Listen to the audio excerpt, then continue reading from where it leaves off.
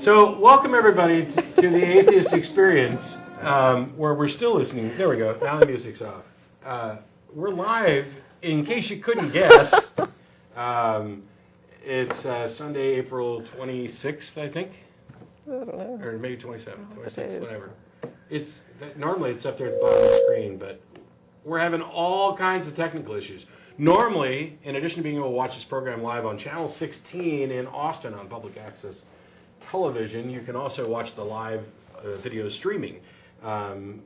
Unfortunately, Ustream, the service that we've been using to stream this, changed something today, and right now there's no stream going out. So there's a bunch of angry people all over the world who normally watch it who are going, hey, what the hell is going on? And meanwhile, you were supposed to hear Stevie Wonder's Superstition, and instead I think you heard Alan Parsons, but we don't know for sure. So welcome everybody. Hopefully if you're in the Austin area, today will be a beautiful day for you because you'll be able to get through really quick on the phones unless everybody starts calling in to say, hey, is there a show? That's right. So this is the Atheist Experience. I'm Matt Dillahunty. Joining this week is Tracie Harris. Hey. We're going to suffer our way through the technical difficulties. I'm going to cover the announcements real quick and talk about what I did this morning, which hopefully will be interesting and entertaining. And then Tracie's going to go back and continue with something that she started that we didn't get to finish. This is a live public access television program sponsored by the Atheist Community of Austin. You can go to the website, www.atheist-community.org, for more information about the group. The show airs live every Sunday at 4:30 on Channel 16 and on Time Warner and Grande in the Austin area and over the internet when the Ustream's working. And in addition, the program is uploaded in its entirety, and you can view it at Google Video, and there are shortened clips posted at YouTube by fans. The audio portion is available as a podcast download. For more information, you can go to www.atheist-experience.com. There's also a frequently asked questions page on the Atheist Community site to answer frequently asked questions. If you don't get through on the phone today, or you don't want to, or you ask a question we've answered 20 times already, it might be a good idea to stop by the fact, get some information. You can also email us at tv@atheist-community.org. That goes to myself, the co-host, most of the people behind the scenes. There, if I put the cow there, you can actually see the TV part. This is Muhammad, the sacred cow.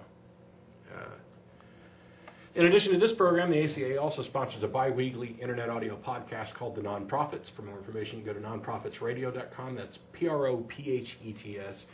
We were live yesterday. We were live the week before. We're going to be live next week because we made up for a week that we skipped. Normally, it's every other Saturday from 2 to 3:30 p.m. We run a chat service in conjunction with the show. You can go to the website for more information about how to connect. That program is primarily geared towards atheist news issues. We answer some email and other things like that. This program is probably the primary outreach portion of the ACA. The ACA is a nonprofit educational corporation that has as its missions the support of the atheist community in the Austin area and separation of church and state as a primary goal. I don't know why I'm unable to think of the announcements that I've done every day for hundreds of shows now. But the ACA has weekly meetings every Sunday at Romeo's on Barton Springs Road beginning at around 11:30, except for the first Sunday of the month, which will be next Sunday, when we have a lecture series at the History Center located at the corner of 9th and Guadalupe. Next week, we will not have a lecture. We will be having elections. All ACA members are encouraged to attend, participate, vote, run for the board if you'd like to. We'll be electing the 2009-2010 Board of Directors for the ACA. There's more information at the ACA's webpage. You can download the audio from the nonprofit shows, since the link's still up there. I thought I'd hit that since I didn't, at nonprofitsradio.com as well. It's available for direct download and as a podcast. In addition to the media outreach events and our lecture series, we also do a number of other events throughout the year, including solstice parties, bat cruises, blood drives. We collect food for the homeless. We also have Atheist Happy Hour every Thursday at the Dog and Duck Pub beginning at around 7 o'clock. That's at 17th and Guadalupe. The address is up on your screen. And after this program's over, those involved get together and go to dinner at Threadgill's, 301 West Riverside Drive. We're on the air until 6 o'clock. We'll be down there around 6:30. Any atheist or atheist-friendly person is welcome to come to any of our events. You don't have to be a member to attend. But if you come down to preach, proselytize, provoke, or punch, please don't. We'll have the number up shortly. You'll be able to call in. We take live calls throughout the show after we get past, whatever meat we're going to be talking about. Which brings me back to a comment that I made that about what the purpose of this show is. It's not, we're not here to necessarily convince people to become atheists or to abandon their religion. If that happens as a result of discussions on the show, that's something that, I'm happy about, and it has happened. We'll occasionally get emails. The biggest purpose is to reach out not only to the atheist community, but to reach out to the community at large to correct the misconceptions people have about what atheism is, who atheists are, what we believe, what we don't believe, because for so many years, what the general public understood about atheism and what an atheist was has been skewed by just gross quantities of misconceptions, some from the pulpit, some from politicians, some from people with an agenda, and so we do what we can to correct that. Today, before we get to what Tracie wants to talk about, excuse me, I went to church. That's not the weirdest thing you've ever heard, because I actually go from time to time and visit different churches around Austin, primarily so that I don't paint all believers with a broad brush and I don't get out of touch with what's really being taught in churches. And in some cases, it's rather innocuous. It's kind of feel good, we're going to dance and we're going to sing, and oh, how I love Jesus, and don't we all love each other, and why don't you come to the brunch afterwards? Okay, great. Enjoy your social endeavor with some like-minded people. After all, that's what we tend to do. Right. Although I don't do a lot of singing and dancing and praising. But today was a special day because at Promised Land West here in Austin, they had advertised what was to be Atheist Sunday. You don't have to zoom in on that. This is just their flyer, which is really nice. It's good quality paper, and it talks about what all they've got going on. I noticed there's some advertisements in here. Full color. Yeah, full color. It's good. It's good stuff. It was well designed. But the reason I went is because they advertised this as Atheist Sunday. And they were having a guest speaker today. His name is Frank Harber, Harber. You can feel free to Google him and look him up. He's the author of a book called Sherlock's Faith, and you can look that up as well. And I encourage our listeners to take a peek if you can. But what I was told was Frank was an atheist for 21 years, and now he's a preacher, and he's going around to churches to talk about this. And I thought, wow, this is great, because I'm somebody who was going to be a preacher who's now an atheist, and by most meanings of the word that don't specifically attach themselves to a religion, I could be called an evangelical atheist. I'm pretty out, and some people might even say in your face about what I believe and what I don't believe. So I went down, I took tons and tons and tons of notes on what went on today because I wanted to comment on it. One of the things is that we're actually actively looking for people that might be good for debates. And I thought, hey, here's a chance to have what could potentially be an interesting debate. I don't think that's the case now, but he started off by giving kind of his personal testimony. One of the problems, he said, in his youth was that he went to church. His mom was a Sunday school teacher, but the church that he went to had a non-literal view of the Bible. So there was Adam and Eve wasn't necessarily true, and Jonah wasn't true, and Noah wasn't true, and the flood wasn't true. And so when he went to school and learned about evolution, they were taught that there was no Adam and Eve, and this sealed the deal, because he says, hey, Jesus talks about, for example, Jonah, and likens his time in the grave to Jonah's time in the whale. And if Jesus believed these things were true, and now we don't believe they're true, then clearly Jesus was wrong and isn't God. Makes sense. I'm with him so far. This happened sometime in his teens, right. Whatever. He had some period of time where he was in the church, and then had a falling away. And he met this cute girl. You guys are so much trouble. He met a cute girl and went to a revival with her at a church that evidently preached the Bible. And after the service was over, they do what they normally do, which is have an altar call, an invitation for people to come down. And he said nobody was going up, and the call just kept going and going and going, and nobody was going up, and they just wouldn't stop. And finally the preacher said, there's a young man out there who doesn't believe in God, and we're not going to stop until he comes up here. Got his sign. Yeah, except that not quite. That's okay. It's a good kind of story. Okay. So he goes down and he talks to the preacher and he says, I know I'm the one you were talking about, but I'm not going to become a Christian today. So can we just put an end to all this? And the preacher says, well, can I pray for you? And he's like, sure. So as he's walking back to his seat, this pretty girl and her friends in the youth group think that he just went down there and accepted Jesus. So they're all crying and praising, and that, according to him, quote, melted the Grinch's heart. So then he began his investigation, and he tried to argue with the preacher a little bit, and he didn't become a Christian right away. He argued with the preacher and said, well, the Bible is just, it's full of errors. And the preacher was like, oh, really? What errors? And he's like, well, they're just in there. I have it on good authority, and I've heard reports it's just full of errors and stuff. Well, here's a Bible. Can you show me? And he's like, well, it's whatever. And the preacher asked him, well, have you ever actually read it? And he said, no. And the preacher rightly pointed out that if you come to me and tell me that my favorite movie is terrible, and you tell me that you also haven't seen it, you don't know what you're talking about. It's unfair to criticize something that you haven't read or seen or whatever. It's a good point. So then he set out, as a challenge with this minister, to prove Christianity wrong. Here was your first colossal mistake, Mr. Harper, Dr. Harper, by the way. Christianity has the burden of proof. It's just because you're unable to prove that it's not true, right, doesn't mean that it becomes believable. And I'm not saying that he necessarily did that. I'm just talking about the way he phrased things and the way he went about things. It leads along those lines. Well, if I could just interrupt you for a second. Sure. That opens the door to disproving every religion. Yes. Now what are you going to do? You're going to accept Islam unless you can disprove Islam? You're going to become a Hindu unless you can... And he touched on that.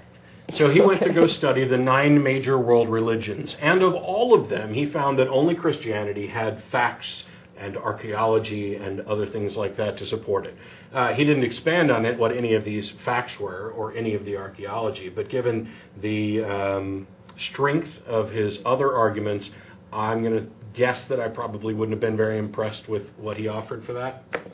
So, and I'm assuming that now he's changed his beliefs. So his problem before was that they weren't taking the Bible literally. So it may be the case that he takes it literally now and thinks that Jonah and the whale were real, and Noah and the flood were real, and Adam and Eve were real, and that the earth is 6,000 to 10,000 years old. I don't know. He didn't expand on that. The only verse that he used as a reference was Genesis 1:1. And of course he pointed out that the word there is Elohim, which in Hebrew is creator God. He didn't point out, though, that it's also plural. Yeah. I don't know why he overlooked that little bit, that it's plural, because it didn't fit in with what he was trying to say.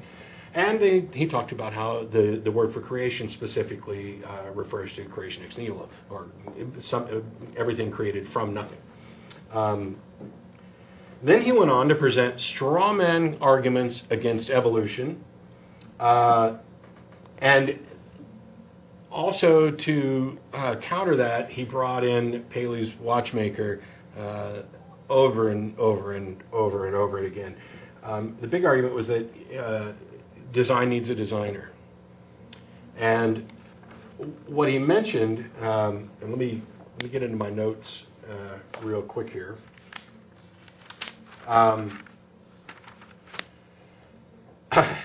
There's so many things that he said that were just absolutely wrong today that I've got like 5 pages of notes on this.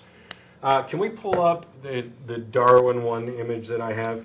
Because one of the first things that he did when he started talking about evolution was he mentioned that just think about something as complex as the eye, for example. I've never heard that one before. And he pointed out that even Darwin said that the eye, are we going to... Well, there's a quote mine. We're waiting a second. Anyway, he pointed out that even Darwin had pointed out that the eye was beyond, we can get rid of the bottom third and change the size, and so I can read it. Okay. And he's correct. Darwin did say this. This is a quote. To suppose that the eye, with all its inimitable contrivances for adjusting the focus to different distances, for admitting different amounts of light, and for the correction of spherical and chromatic aberration, could have been formed by natural selection, seems, I freely confess, absurd in the highest possible degree. That's Charles Darwin saying exactly what this pastor said that he said, which is that it seems crazy that this eye could have formed by natural selection. And yet this pastor did exactly what so many other creationists have done. He stopped right there at the period where it was convenient. Right. And he didn't continue. If you pull up the next one, this is what immediately follows that passage.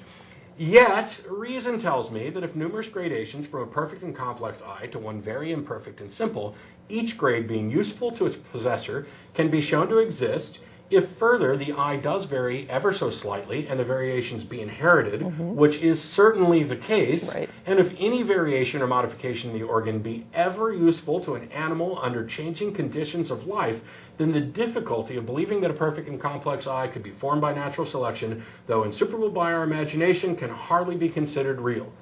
Why did he leave that out?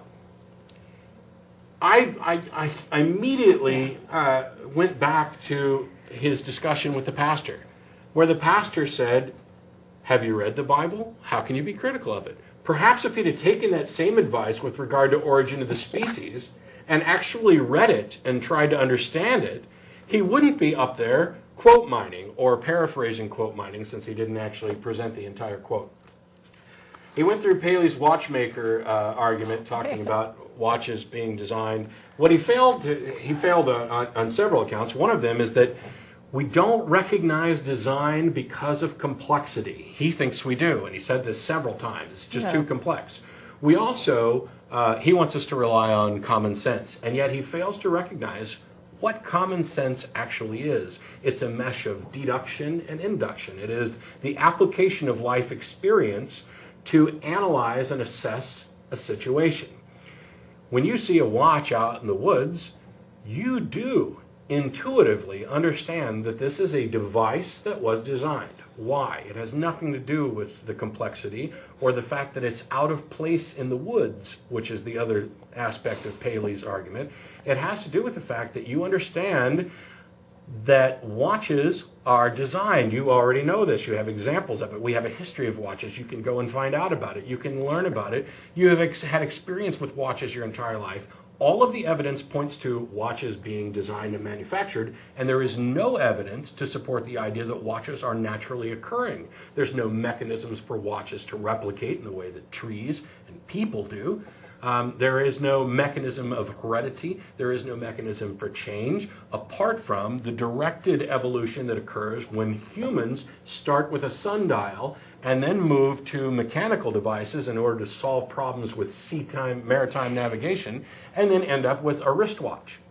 That's how you know that it's designed. It's not because it's complex. But if you think about the world in the terms that Frank Harbour would have you think about it, his argument, and actually I'll go ahead and it's William Paley's argument, is that you're walking along in the woods and you find a watch and you say, wow, this couldn't have happened all by itself, so it must be designed. Well, you also think, in this case I'm not talking to all of our listeners necessarily, you, Paley, and Harbour, think that everything was designed. Yeah, so how did you So tell you're it? walking around in a forest full of watches, trampling over watches, reaching down and picking up one watch that's different from the other watches and saying, look at this watch, clearly it's designed. And since there was a designer, you've ignored the surrounding watches that you also think are designed. Since there was a designer, I can now extrapolate to say that these other things were designed too. That's not the way it works at all. I've always found it supremely ironic that the antithesis to the watchmaker argument is that it contrasts with the natural world. Yeah. I'm like, I don't understand how that doesn't jump out in people's heads. Yeah, X is natural. X doesn't occur naturally, so it must be designed. Oh, no, that's not what I meant. X is too complex, therefore it must be designed. Oh, no, that's not what I meant. But it's like, they're saying that you see this thing that's designed and you can tell it's designed because it's different than everything around it, which is nature. And their argument is that nature appears to be designed. So it's like, how did you tell that the watch was different than the thing that is supposed to be just like the watch? Yeah, so after the watchmaker argument, by the way, one of the aspects of the responses to the watchmaker argument, not only are we talking about complexity not being the issue, the identification of intent and, as we pointed out, naturally occurring versus not naturally occurring. But when we're faced with something that is or seems improbable or not clearly understood, we are most likely going to disregard coincidence and see intent, even where there's not necessarily intent. If you were to deal out, let's say you sat down for your very first game of poker with somebody, and they're going to teach you how to play poker because you've never learned. and they deal 5 cards, and you have a royal flush. Holy cow, do you know what the odds are that I got a royal flush? This is my very first hand you're trying to teach me. You stack the deck. You figured out a way. You intended for me to get this hand. When in actuality, it could have just been the hand that was dealt to you. The only reason that you see any significance in that particular outcome is because it is meaningful to you. The ace through 10 of spades is no more or less likely than any other 5 cards dealt from a shuffled deck. But also there's a pre-existing template for a royal flush. Right. You know, Well, that's what gives it the significance. Right. You've assigned it. That's why your brain says this is meaningful. Right. Because If we the already highest- know there's a template for that. If the highest hand in poker Right. were 2, 5, 8, 9, queen, then as soon as if you got dealt that the first time, Right. you'd think that was improbable. You are incorrectly assessing the probability of something happening, and you're expanding the unlikeliness of something occurring to the point where you say that it's so unlikely that there must have been this thing which is, if I were to actually stop and think about it, even more unlikely and improbable that caused it. I mean, the average person isn't going to know much about stacking a deck or anything like that. But that's kind of branching off a little bit. In addition to the watchmaker argument and the incredible strawman representations of evolution, I kid you not, he stood there and as an example, he's a nice guy. I got nothing against him personally. I'm just talking about what he had to say. He talked about how he put a turtle up on a fence post when he was a kid, because it thrilled him to know that people driving by would go, huh, what? And then he said, no, evolution, essentially paraphrasing, would have you believe that the turtle saw a truck coming, decided to grow wings, fly up on top of the fence post to avoid it, and then said, oh, I don't need these wings anymore. And then he looks at the audience and says, does that make sense to you? Of course not. He's trying to make up ridiculous caricatures of evolution and then say, does that make sense to you? Well, if you had all the time in the world to study a stool, do you think you could make a new stool? Yeah. How about a watch? Yeah. How about a shark? If I gave you 1 billion years and unlimited resources, could you, starting with non-living material, end up with a shark? And does that sound reasonable to you? In actuality, the answer is yes. Yes, I mean, yeah. Getting over the hump of abiogenesis, Yeah. but I mean, as far as could you evolutionarily direct something, theoretically, yeah. And There's no reason actually, that you couldn't. so in the sense that if you have a proper understanding of how evolution works with living things, if you also guided it and directed it, knowing with an outcome, Yeah. a potential outcome, it may be more likely for you to come up with a shark faster Sooner, yeah, than natural selection. Sharks evolved naturally. I did find some amusement. This wasn't necessarily his fault. He said, let's create a living thing. And he's like, what should we do? And somebody said, how about a fish? And he said, okay, great. What kind of fish? And somebody goes, a shark. And everybody's like, yeah. And I'm going, sharks aren't fish. Aren't they? I don't- Yeah, they are. they're You're thinking not- of dolphins or something. It's dolphins. Yeah, yeah. Sharks are And I big, was sitting big there, fish. and I was sitting there going, that's just weird. And so I was wrong on that. He also did the sharks. Yeah, they got gills. Sharks don't sleep thing, which I am pretty sure is not true. But I didn't bother to go out and Wikipedia everything after I was done with this. I didn't need to, because while he'd say it was unfair for him to criticize the Bible without actually having read it, I actually have read it. And while I won't come on here and say, oh, the Bible's full of errors, and then you say, show me one, and I say, well, I can't quite do that.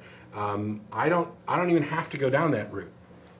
First of all, I think there are plenty of things in the Bible that are wrong and objectionable. I've talked about many of them, including slavery is the prime example that comes up all the time. The thing that gets me, though, is it's like you'll believe that somebody walked across water and turned water into wine and that someone spent 3 days in the stomach of a giant fish, but evolution just blows your mind.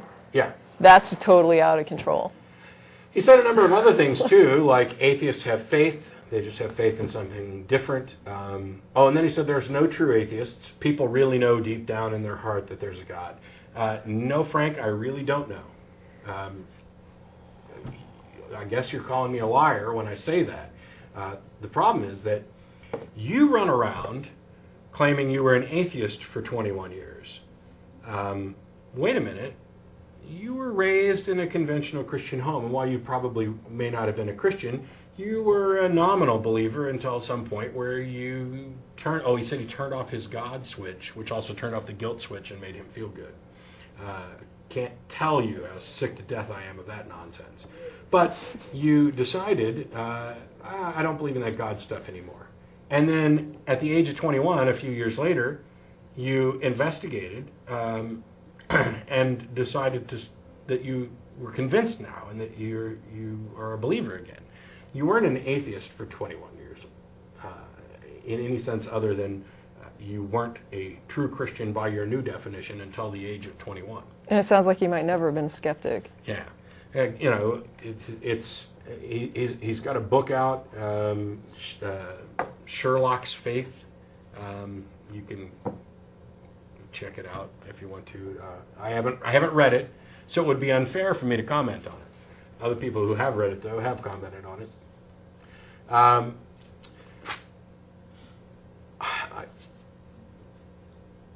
Did you touch on any of the forged material? Any what? Like forged material? No. Because that to me would be an error. No, there were no specifics. Okay. There were no specifics in any of this.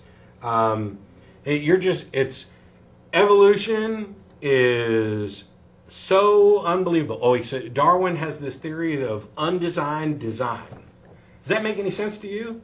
Yeah, actually, because the design in the first word means one thing, and design in the second word means another. Right. And what we're really talking about is unguided order. That's what undesigned design is in your little paraphrasing thing. Oh, this is an unbuilt building and an unpainted painting. No. In the cases of buildings and paintings, all of the evidence points to buildings and paintings being built and painted. And none of the evidence points to buildings and paintings occurring naturally. Well, natural selection is not random. Yeah. He did the this watch has been in my family for billions of years, and it started off in a pool of sludge, and then somebody figured out it could, it's if you're just going to caricature science, I had to think about who is this really for. Today's sermon wasn't for me. This wasn't Atheist Sunday for atheists. This was a guy who, in his teenage years, didn't believe in a God, became convinced for what I can only assess as really bad reasons. A guy who doesn't understand evolution, abiogenesis, who doesn't understand the science behind all of this, who thinks that he is now free to caricature and criticize things that he hasn't bothered to understand, and he runs around to churches preaching to other Christians and giving them misinformation about atheists, about evolution, about reason, and about common sense. You, sir, are exactly why we have this show.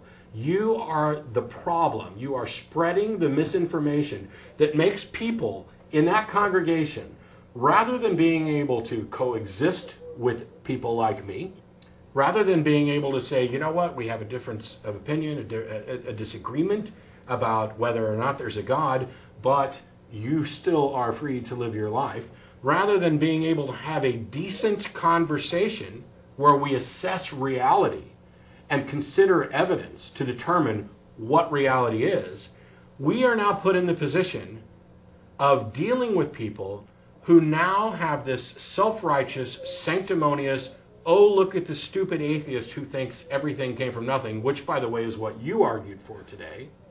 Everything came from nothing, and just a God put the nothing into something. And we are stuck dealing with that on a regular basis. You are a roadblock to advancement, to conversation, to dialogue, to debate.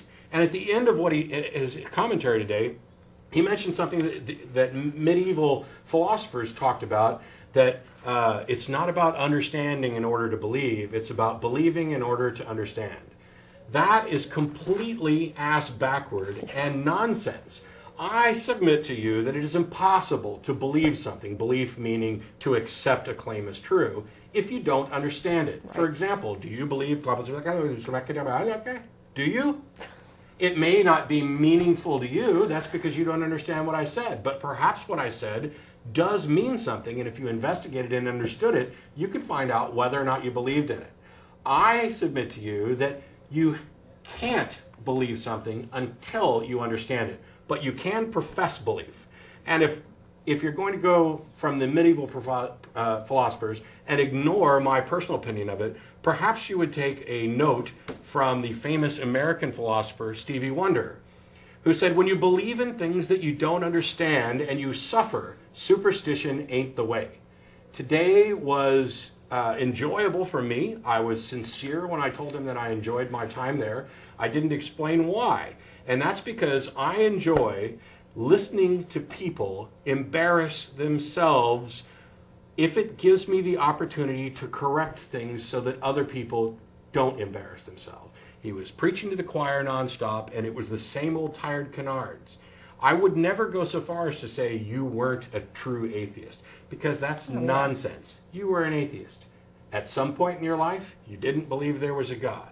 Although he'd say that he wasn't a true atheist because he doesn't think there is one. Yeah, if you say It's that, if I say nonsense. that I believe that everybody deep in their heart knows there's a God and they're just denying it, well, then that's not. How can I turn around and say that I used to be an atheist, meaning that I didn't believe a God existed? Obviously, the best I could say is that I did believe it, I just denied it. Yeah. How can you say you were an That's essentially what atheist? they're saying. Yeah. And Ray Comfort does this nonsense too. I can tell you, as somebody who used to believe, and you also used to Right. believe, obviously we were faking and lying that we used to believe. Obviously our pursuit was insincere. And now we're lying further when we say we don't believe. Okay, fine. I'd never go so far as to think that you're lying both times. I don't think you were lying when you didn't believe, and I don't think you're lying now that you do believe. I just think you believe for really bad reasons. And when you assess the reasons why somebody believes something, which is what we tend to ask most often on this show. Take Francis Collins, for example, the head of the Human Genome Project, who would completely disagree with you on evolution and has stated, despite the fact that he's an evangelical Christian, stated that even if there was no fossil record, the DNA evidence alone would be enough to confirm common ancestry. Now, this is a guy who is a scientist, a good one, and his explanations for science are relatively sound. They're supported by evidence. I have no problems with them at all. And so why would I disagree with him about religion? Well, when asked why he is now a theist, he starts with a moral argument, which I've already talked about before and find horribly flawed. But the big clincher was that he's out for a bike ride or a walk one day, and he comes across a waterfall that's frozen into 3 columns. This reminds him of the Trinity. He hits his knees, and now he's saved. Well, if the waterfall had been frozen into multiple streams, would he be Hindu? If it had frozen into one stream, would he be Jewish? Water freezes. That's not a miracle. He didn't witness anything remotely out of the ordinary. He had, and I'm not saying that his belief isn't real. I'm not saying that your belief's not real. I'm not saying that there's not a God. I'm saying that I see no evidence for a God. And you may have had an experience that is undeniable and would serve as sufficient evidence to justify your belief. I can see that fully. However, your personal revelation is nothing but hearsay to anybody else. And it's no different from the thousands and millions of other people who claim to have had personal experiences with your religion, with other religions, with non-religions. The people who claim alien abductions. You know, we can actually meet and talk to people who claim to have experienced firsthand. These are accounts you can actually investigate. Do you think this is really happening? I don't. I mean, but if I were to use the sloppy criterion that you seem to be using, that you seem to be advocating, the let me make fun of evolution or something that sounds almost like evolution for a while, and then I'll move on to, yeah, Jesus loves me and I can't explain why, and you wouldn't understand it unless you felt it. Okay, fine. You should have started with that. You should have led with, I can't demonstrate to you why I'm a Christian. This is something of personal experience. You can't understand it until you feel it. Great. But then you wouldn't have had a sermon or a book. Anyway, that was much more than the 5 to 7 minutes that I thought it was going to be. I do want to rip through this. I know we have callers. This is the second time I tried to put this one on. What do you think? Let's take the first 3 callers that have been waiting in. Okay. Only the first 3 callers, and then Okay. Tracie's going to do her thing, and then we'll do more calls. All right. So we got Russ in San Antonio. How are you? Oh, hey guys, how you doing? Hey. Good. I really love you guys. You totally make my day. Every day I watch one of your videos on YouTube. Oh, cool. You're like my church. Oh, thank you, because that's exactly what I wanted to hear today. It's ironic that you went to church, Matt, because I actually I know you oppose this, but I'm starting to advocate the atheist church for possible logical reasons. Okay, let's have them, because... Okay. It seems as in the last 5 years, around the world, there's been more and more anti-defamation, anti-blasphemy laws. Mm-hmm. Perhaps we need a pulpit to which we can speak freely from. I don't really care about the tax-exempt status or anything like that. We already have a pulpit we can speak freely from. But if that changes, we might need... I'm just saying possibly we might not want to discount the idea of an atheist church right away. It would be more like a discussion group. That's like saying that if there were all of a sudden more anti-homosexual laws, that homosexuals should start being heterosexual just so that they could have a voice to advocate their homosexual tendencies as well. Yeah. Well, I see no reason for this because, first of all, I'm not the slightest bit worried about blasphemy laws ever being enforced. Despite especially the UN binding resolution. If the UN non-binding resolution ever turned into a binding resolution, this show would turn into nothing but we'd keep this show, and I'd do another blasphemy hour and broadcast it over the internet. And specifically, it would start off with, "We are doing this in opposition I'm with to you, UN, man. blah, blah, blah."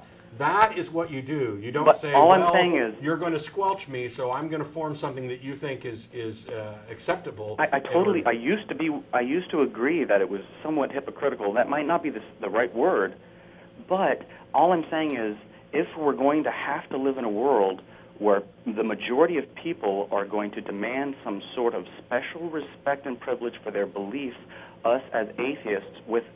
we as atheists with a disbelief might want to consider taking advantage of that. Am I wrong?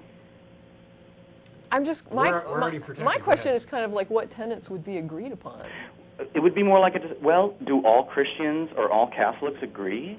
On No, some they things, just or else go they and- wouldn't be Catholics. No, I mean, they're labeling themselves a Catholic because they do Yeah. align with certain Catholic things. But with atheism, other than when I don't believe in God, what do you know about my beliefs that would align automatically with what somebody else would believe? I as guess an my atheist? argument would be that a disbelief is sort of like a belief in... But Maybe- beyond that, maybe- what would we discuss? Maybe you don't get this part of it, Russ, but we already have that protection. And in order for the United States to reach the point that you're talking about, Right. somebody would have to completely overwrite the First Amendment and specifically say that it doesn't apply to disbelief, Then which you would be cannot okay with happen. it? Then you would be okay with an atheist church if we didn't have protection No, otherwise? I wouldn't be any more okay with it. I would be okay with protesting. Well, I wouldn't either. I'm just saying as a matter of necessity. But I'm saying that can't happen without a complete collapse. I mean, the thing about the First Amendment is that it says people are free, essentially, to have whatever beliefs that they want. It's not just the First Amendment. It's case law and precedent that establishes that atheism has to have the same protections as any religion would. I just think it's unfair. What's unfair? It's unfair the way that religious people get special treatment. I agree, which is why I'm opposing that. I do too. But the solution isn't to join them and play by their rules and leech. No, think to their level. Well, because what happens if I form, let's say, the Atheist Church of Austin, in order to get the special benefits that afforded to that special class of tax-free? The first thing's going to happen is they're going to say, "Well, you're getting those benefits too." I want to be able to say, "No, I'm not, and you shouldn't be either." I don't disagree with you in theory. I'm just Me saying neither. we may be backed into a corner at some point in the future. Well, I have no evidence of that. I'll move. Actually, that's a lie. I won't move. No. I'll stay here and fight this until somebody either sends me away. But I don't. The doom and gloom eventuality that you're talking about is something that not only do I think is probable, I don't even think it's very likely to ever happen. The overwhelming trend is towards rationality and irreligion. It's got them quaking in their boots. Newsweek does an article about how Christianity is on the decline, and what do you see? All of a sudden, there are churches in Austin having Atheist Sunday and inviting people in to talk about it. Dawkins has a bestseller. Hitchens has a bestseller. Harris has a bestseller. Yes, we may vacillate. We may become more religious at some point in the future, and the trend may not be permanent. I can't say, but what I can say is that my rights are protected. And, I don't see how if you can't beat them, join them thing applies to this.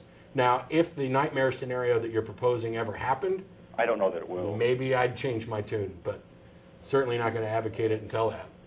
Okay. Can I say one more thing? Sure.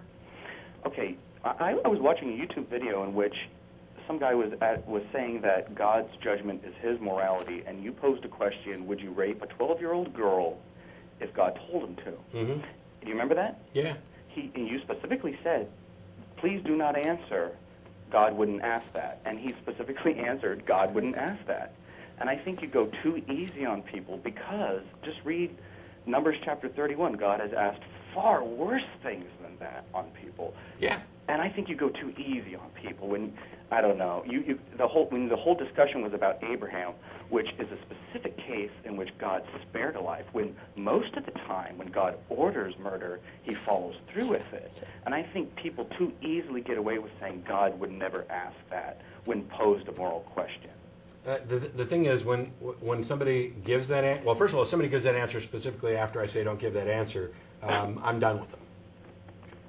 But when people do give that answer, what it does is it tells me they don't know what the hell they're talking about. They don't know their own holy book, or they have a particular personal theology that dismisses, for example, the Bible. They also don't understand the conflict You know that what my exists mom in what they're believes? saying. Because there is no more. If they're saying that their morality comes from God, then there is no morality in their mind outside of God. And as soon as they say, you know what my mom believes? She believes in Matthew, Mark, Luke, and John, and no other book of the Bible. That's her rationality. Okay. right, but it doesn't matter what they believe. If they're saying that their morality comes from God, then the idea that God would never say it is like a completely irrelevant concept in the argument, because you've got to say that if God said it, then it would be moral. So if God said rape a 12-year-old, then raping a 12-year-old would be moral, Well, according they to don't answer the question. according to the person who says that the morality comes from, that God is defining the morality just by fiat. So what they're basically saying is that God wouldn't violate my morality. Yeah. And so it's like, if God told me to do this and it was, don't even and I think it's answer the wrong, He wouldn't tell me to question. do it. Oh, I know. They By the way- don't even answer. They dodge the question and say, well, and they don't answer. They don't say yes or no when you're posing a simple yes or no question. Well, yeah, it is a yes or no question. Whether or not it's Yeah. simple is another thing, because what's going on in their head at the moment that they're trying to think of an answer is the whole reason that I asked the question in the first place.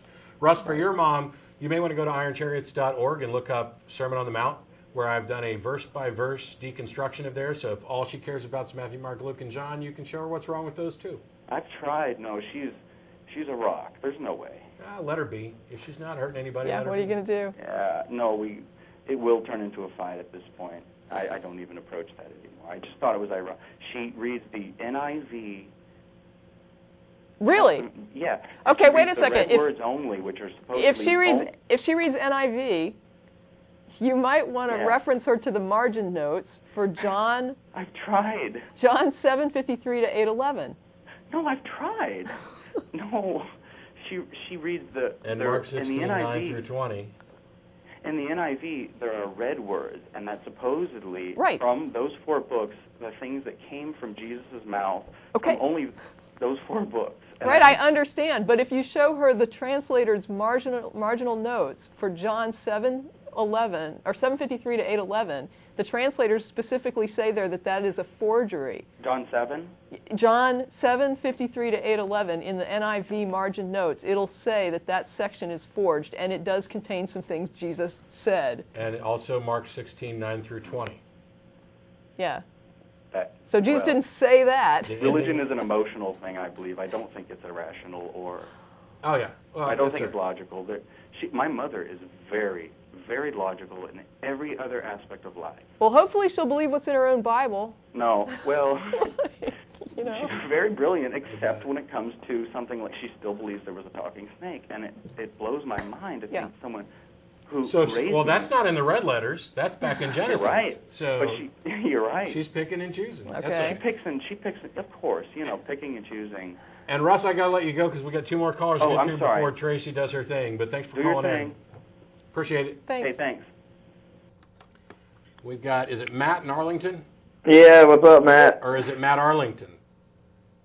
What? Go ahead, Matt. Oh, okay. Well, hey, I wanted to challenge all the computer people out there Except that to none of them are make watching a it. soundboard of you. Okay. So for theistic responses, I can just press a button and it would say your response. I think that's a brilliant idea, and I'm sure there are plenty of people who would get endless amusement from it. I don't like listening to myself enough to actually enjoy it, but I would giggle terribly if that ever happened. Yeah.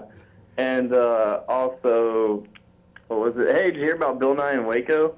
No. Well, he's been doing shows around colleges and stuff, and he brought up Genesis 1:16, where it talks about the two great lights, and it pissed off a bunch of young Earth creationists, and they left. Did they do anything, or did they just get mad? They just yelled at him, "We believe in God," or something like that. Okay. Well, anyway.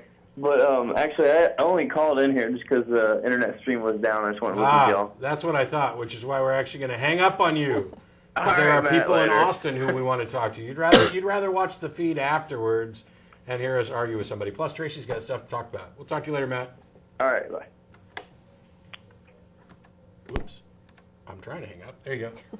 The floor is yours. Did you want to do the third call? It changed to, or did it? Wait, is this Michael in California? Yeah, hi. There you go. How you doing, Michael? Hey, what's up, Matt? What's up, Tracie? Hey. Love the show. Thanks. I was in a math class the other day, and my teacher started talking about exponential growth and decay models, and he said we were looking at carbon dating, and he said something about how it's untestable. And so after class, I went up to him and I said, "Well, it's not really untestable because we can find the constant for any given molecule." And he says that it's completely untestable because half-lives take 5,000 years, and because of conditions that could have changed, like the magnetic poles change on the Earth and the amount of magnetism. And I didn't have. Okay, that's probably the stupidest thing anybody said, because what you should have been able to respond immediately was, if you don't think we can test this, how do you know that the magnetic poles changed? You weren't around for the switch. That's a good one. Really, he can't. He's hypothesizing that something that happened outside of his experience might have changed something else that happened outside of his experience in a way that he doesn't really know. The thing to point out, though, is that he used the wrong words. What he probably meant was that it was unfalsifiable and not untestable. But a particular dating method is used only to the extent that it's useful. Only to the extent that carbon dating continues to produce reliable, consistent results is it used. If you find an anomalous result, you retest. You do a number of tests. It's all independent. It's people. Is he science? Is he a science teacher? He's a math teacher. He's a math teacher. Yeah. But he's also a very staunch creationist. So Yeah. What a shock. Well, if he'd have taken more science than math, Yeah. One can hope. But I'm not a scientist or an expert on carbon dating, and yet I'm pretty sure that Google knows more than him. But and Google knows more than everybody. As the conversation continued, it came into how the Earth is 6,000 years old according to Genesis. No, see, there's other ways. That's true. Well, true. Yeah, there's other ways to date things though besides carbon dating, and that's the thing.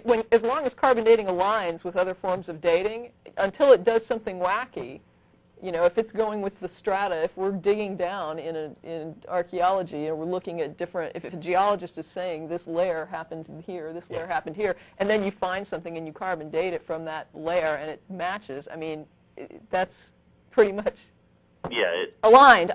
Until you get carbon dating saying that something isn't aligned consistently. We're only talking about, for carbon dating, I think it's 50,000 Yeah. years or so. So you're not even talking about. I watched some stuff about a volcano one time. I didn't know this call was going to happen, and I didn't take notes on the show. But they used 3 different forms of dating, where they were going down this cliff face where the rock had gone away, and they went down and they were talking about the different strata and how it had layered, and the time frame in there. And it's just if you have other ways of dating things, then you get an idea if one one method of dating is not reliable. Eventually you would figure that out. Yeah. And anyway, it proves nothing. His whole point, it doesn't prove that the Earth is 6,000 years old if carbon dating is even wrong. It just proves that carbon dating is wrong. I don't know what he was trying to prove. But I didn't have an argument for it, and I just wanted to get you guys' opinion on it. So. Also, you've got the issue where he's a young Earth creationist, and yet he's using poles, magnetic pole switching, as part of his argument. Exactly, I don't know what year since 6,000 BC did this happen, and is it recorded somewhere in the Bible that maybe that's when they made the sun stand still, when Joshua commanded the sun to stand still. Maybe that was the shifting of the poles. It's right there in the Bible. See, with a little interpretation, you can make that crap say anything you want. Well, I just asked Kent Hovind. I bet he has an answer for you. I'd ask him, but he's locked up. Yeah. Anyway. All right. All right. Thanks. Thanks for taking my call. I got to get to Tracie stuff. Okay. Now it's all yours. All right. Have fun. Good. I wanted to, even though we did it last time, I want to go ahead and do it again. I want to do... Hey. The idea here is that we have 3 jars. We have a jar that has existent dice. We have a jar that has supernatural, transcendent dice. And we have a jar of nothing. There's nothing in this jar. And what we did last time is we just sort of mixed them all up. And then I asked Matt, which jar has the real dice? That one. Okay. And which jar has the supernatural transcendent dice? I don't know. Why not? Because they look the same to me. But can I shake it? Yeah, go for it. This one's not making any noise, so that one must have the supernatural dice. Okay, but this one doesn't make noise either. Oh, okay. Now, let me just say I'm gonna think about that even if these die had some weird property like water where they were completely, you couldn't see them, let's say that they weren't visible. If you take these out of the jar and you weigh it, the jar weighs something different than when you put the die in it. One of these is going to be heavier, I can tell. Go ahead. And the other thing is, like you said, you shake the jar and you can hear the jar. If you wanted to know if there was, for example, oxygen in a jar like this, you could light a match and see if it burned or not. It doesn't have to just be visible. There's all kinds of ways that these die manifest. I think they weigh about this. This one's a little bit heavier, just a bit. Maybe that's the one with the dice in it. Okay. The problem with these is that if you have something that you define as something that has no measurable manifestation, and we don't know how to measure it, and there's nothing that you can provide that is how we identify it from nothing, how do you identify it from nothing? It's the same as nothing until you can find a way to demonstrate that it's something. I would ask God to tell me which of those has this, but unfortunately that spoon is still a spoon. From last week, still a spoon. Okay. And But the demonstration here is just to say that if you're going to tell me that something is existing, and then you're going to say that it can exist even though it has no manifesting qualities that can be measured, what you're really saying then is that we can't differentiate something that is not existent from something that exists but has no existent qualities. And so then what happens is I can't tell the thing that manifests and exists from the things that don't manifest and exist, which means that I can't say nothing. There's nothing that I can say doesn't exist because maybe it exists but it simply doesn't manifest. And at that point, existence now cannot discount anything. All you have to do is say it has no manifesting traits, right. No measurable traits, and suddenly existence means nothing. Yeah. Because things that have you can't tell things that exist from things that don't exist anymore, and now we have, the term is just completely castrated. So it's kind of sad that the only way you can argue for the existence of something that you believe in is to simply try to argue that existence means nothing. Yeah. It's like, no, existence means something. And if you don't think that it means something, think about the idea that manifestation is the attribute that separates the items that exist from those that do not. If you don't agree with it, think about how you live your life, and do you accept that the things that are manifesting in front of you, the things that you can identify and verify and measure, are there, and the things that you don't aren't. You don't come to a screeching halt at a green light because of the car you can't see just ran in front of you. You know, the invisible car that drove in front of you doesn't make you slam your brakes on. And the car that does cut you off at that light, you will slam your brakes on because it manifests. You live your life every day identifying things that are and rejecting things that aren't. And yet when it comes to something as simple as saying, you know, is there anything in this jar? If I say it's supernatural and transcendent, suddenly, okay, well that's this, you know, this, and it's logical to believe in it. I changed what's in those jars now. I took the supernatural transcendent dice out. One of them now has a soul, and the other one has Zeus's little finger. You're messing up my model. All right. Here, Put it back. I'm going to dump Zeus's little finger. Okay. I think it's out. Okay. Yeah, if a supernatural existent item does not meet the criteria we use to justify existent items, what becomes our basis for labeling anything as existent? Okay. I'm sorry. That's all right. It's How? just too much. Okay. It's the single most perfect explanation of this. When she called to tell me she would do this on the show or sent me an email, I was like, yeah, it's perfect. No, it is. And so the thing with this, I'm not going to belabor this any longer because we actually did this part of it on the last show I was on. Right. So if you want to go back and look and see more of that. The next thing that you can do with this fallacy model is you take these two jars, set them aside. You take this jar, and I say to Matt, guess how many die are in jar 1? 21. Okay. I'm going to guess 150,000. Wait, I miss. Talking about dice, right? Yeah, in the jar. Okay. You're saying 21, I'm saying 150,000. Want to put some money on it? What this part of the fallacy model demonstrates is that, Matt, do you know how many die are in this jar? Nope. Okay.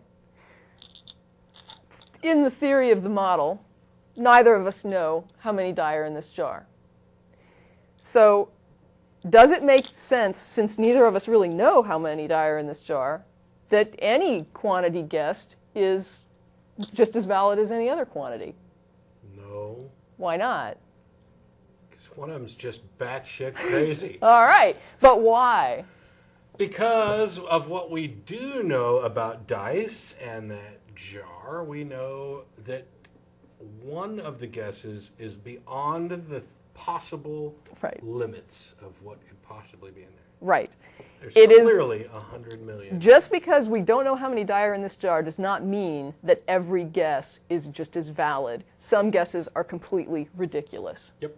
Because you do know something about jars and you know something about dice, and as long as you have some parameters in place, it is ridiculous to guess there's 150,000 die in this jar. I'm gonna possibly get ahead of you.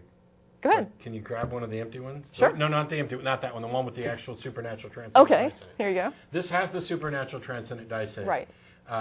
Guess how many are in this one? I don't have a clue. Should I take a guess? You want me to just wing it? Guess. 1,050,000.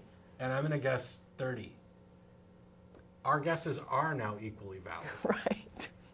Because the information that we would use to make our guess is no longer applicable. Right. Because we don't know anything at all about transcendent supernatural dice. There could be 1 million of them in there. And the funny thing is that when the people make these arguments with regard to religion, they take that as a proud defining moment of, I believe there's 1 million transcendent supernatural dice in here, and I also believe that I don't know anything or completely understand those dice. What? And the guy over here that says that there's only 50, he's not a true believer in the transcendent dice. Yeah, he's got, the tip that's of the error. iceberg. He looked in and saw 50 and stopped looking. Right. I mean, those are the types of arguments you get. So when you get into something like, I don't know, counting those at the beginning, I can tell you how many there are.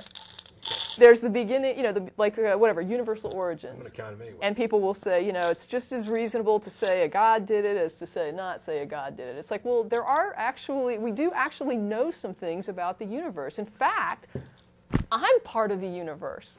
And I know some things about myself. So it's not like nobody knows anything about the universe. You live in it, you work in it, you deal with matter and energy every single day. We do know quite a bit about it. And there's certain things that can be, understood about it that we have a good grasp of, and probably things that are more theoretical, but the fact is, it doesn't make any wild guess about universal origins suddenly credible just because you can say, well, nobody really knows what happened before the Big Bang. Right. So therefore, it could be Zeus. Well, yeah, but there could be 150,000 die in here too. In that case, though, and I think this actually touches on a slightly different, I can still see part of whatever the hell is on that figure. In that case, Podcasting live from Mars. I think this touches on a slightly different aspect of this, in which, for example, with regard to Big Bang cosmology, Sure. the only fair answer is to say we don't know. And so when somebody asserts an answer or two, like, for example, God or Yahweh, those two answers I wouldn't say are equally probable, but there's a distinct difference between which answer is more accurate, I don't know, or God. Right. And in this case, the I don't know case, I'm saying, I don't know. I'm not even going to be able to give you too much in the way of characteristics before this. This is something that is actually beyond our ability to really assess. In the future, Right. it may be possible. Maybe we'll learn something new about science that will give us the ability to extrapolate further than the point time, et cetera. But when I say God did it, I mean something by God. I'm not just saying I don't know. I'm saying I know, and it's this thing right here, and I have some definition of it. It is then the case where we're not just talking about something completely abstract that we don't have any concept of. The person making the assertion has in their mind some concept, some list of characteristics that apply, that fit the label God. In that case, you are required, if we're going to have any conversation, to tell me what those characteristics are. Because if in the course of assessing those characteristics, we find that some of them are logically contradictory, we can eliminate that as a possibility even if we don't know anything else about it. Sure. And if you come up with characteristics that contradict other known aspects of reality, then we can. Well, the other thing, though, is when you have a thing like a God that has no manifesting or measurable characteristics, how do you factor that into your theory or your equation? Yeah. How do you use the information that is not there? I mean, I don't know. It's like I had a quote here from Austin Klein's site. All such statements are causal shorthand for a more elaborate and technical statement. This alleged entity has no place in any scientific equations, plays no role in any scientific explanations, cannot be used to predict any events, does not describe anything or force that has yet been detected, and there are no models of the universe in which its presence is either required, productive, or useful. Yep. I mean, what are you talking about? You're saying this did it. This created the universe. Well, you've just given me no information. So anyway, how many die are in the jar? I said 21. I'm counting them. I'm not just taking your word for it. I know. But you know there's not 150,000. Yeah. That's not even debatable. If anybody would believe me. Technically, you could debate it, but Right. we'd have a lot of fun with that. It's not reasonably debatable. Yes. Any reasonable person would know there cannot be 150,000 die in here. Not 150,000 that dies that Those size. die. These are the real die we're talking about. Yeah. And that is important to the model, is that we're talking specifically about die, Yes. these die. We have defined die as Those. one of those objects that's in it. And let's see. Okay, this is where I hope I don't make a And mess. I don't even need to know what they're made of. This is something else you can do with the fallacy model. Okay. There should be 25. Okay. What are the odds that they would fall exactly as they did? Holy crap. I'm not good enough at math to figure that out. Actually, do you just mean what numbers are up or their actual positions? The position counts. Position counts. This is like die 1, die 2, die 3, die 4, which throws the odds way up. Well, yeah. Yeah. Because when you first brought this I model, actually started calculating this like when I first did this, and I said like, okay, you've got the first die, and it has 6 positions. Then you have the second die, which has 6 positions on the 6 positions. So now you're up to 36 positions. No. That's only calculating what number is up.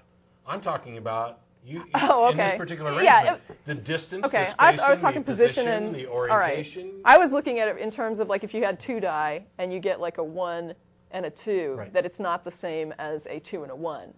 That's what I was calling position, like die 1, die 6 to the 25th, I don't know. So it gets huge. Yeah. And so there's just astronomically huge odds, and you can just add more die and make it just more and more incredible. So the question here is, does the reality that there are very low odds that they would have fallen exactly as they did indicate that the outcome was impacted in some way by an intelligent designer? No.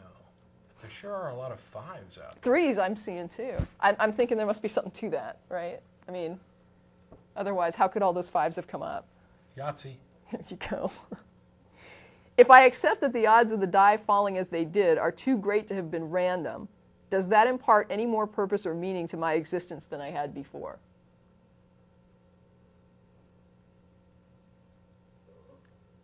No.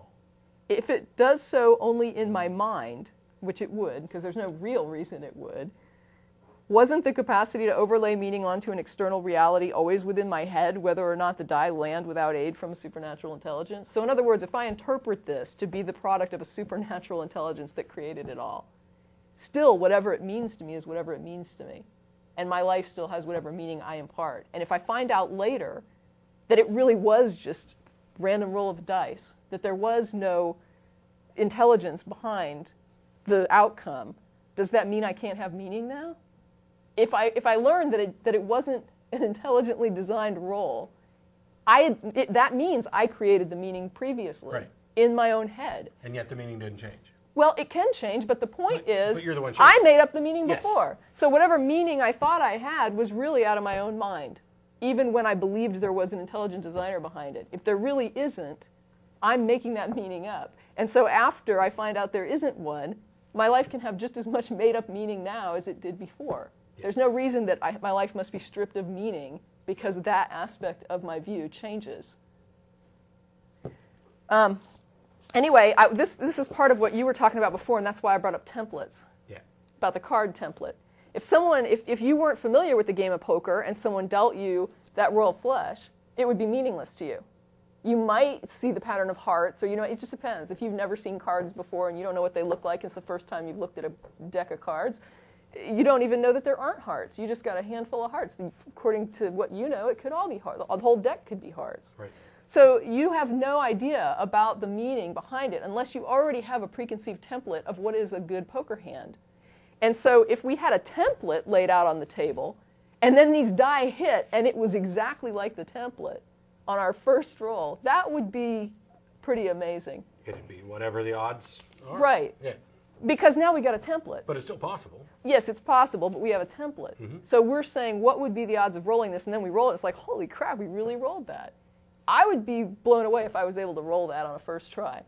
But the thing that gets me is, without a template, there's no, the full house is not significant if there's no full house template in your brain. And if there's no template laying on this table to match these die, any roll is just as good as any other roll. It's just as many odds to roll this pattern as to roll this pattern. There's nothing significant about one pattern or the other except in your brain. Right. And that is something I come across a lot with ID, is the idea that because things rolled out the way they did, suddenly that means there's a God. The interesting thing about this is you can actually use this for a slightly different example, and I promise we're going to get the call soon because there's only like 20 minutes left in the show. But pick a number from 1 to 6. 7. What? 7? 2. 2. We're going to roll all 2s. All right. 2, 2, 2, 2. Yeah, there's one. 2, there's a couple. 2. I beat the odds for a number of 2s. Now I'm going to take everything that's not a 2. There's 7. There are 6 of them. No, there's 7. No, there's 6. There's 7. Shh. All right, there's 7. He predicted the number of 2s without even realizing I'm it. totally wigging it. So now we roll again, and there's, well, look at this. Wow. I'm beating the odds really well. There's 2, 2, and there's One over another here. 2, and another 2. And look at all the 6s in there. Yeah, yeah. There's like 8 6s in that little. All right, so now we're getting closer to being all 2s. So that's 2 rolls. Yeah, yeah. Doing good. Uh-oh. 2, 2, 2. That's 3 rolls. And you can keep doing this. And hopefully, everybody watching can see. That's a 2 and a 2. That it won't take entirely too many rolls by this progressive system to get to the point where all of these dice are 2s. twos. There's a look at couple this. 1, twos. 2. There's another one. We are down to just 5 dice. And that's all, it's what, Yeah, yeah. is that 5 rolls or 6 rolls? It's not a perfect analogy or no got no nothing there. 2s. And I'm not going to roll these forever because it's Okay, noisy. but you get the idea. Yeah, that's the point. Eventually it's you'll not a perfect roll all analogy 2s. the way evolution works, but it's kind of close because it's not like many people would provide a caricature of evolution, as Frank did this morning, of, oh, I think this thing just spontaneously happened. That's not it. I kept the good traits. I kept Right. these particular things Right. and re-rolled Okay. the others, and some of them come up 2s. I Well- might even well, have wait grabbed a some second. 2s with them. What this is the plane goes down and that's 200 people die, but a baby survived. Yeah. And so the baby survived, and so, wow, God is awesome. But the 100 and, 250 people or whatever that died, you just ignore those. God had nothing to do with that. He just saved the baby. But those dead people, that's what happens. The thing here now is we're going to take one, and I'll hurry this up because it doesn't take too long. And we're going to take, which one had the supernatural die? The one by the closest to the mug. Okay. Sorry. So we're going to take the supernatural transcendent die, and everyone in this room is going to think really hard to ask the supernatural transcendent die to influence the roll of this dice. Okay. I got one die in my hand, and you're going to pick a number, and we're going to see if the transcendent die do it. 2. Okay. I almost said 3. Now, Does it wait a count? 'Cause second. 3 was the first thing I thought of. Maybe Well, it heard me let's before. see. According to this, if I don't get the desired outcome, it's not really evidence that it didn't work. It simply means that the transcendent die know better than we do what we should have rolled. Well, yeah. And- Or it could have been that it heard what I was thinking And before. also,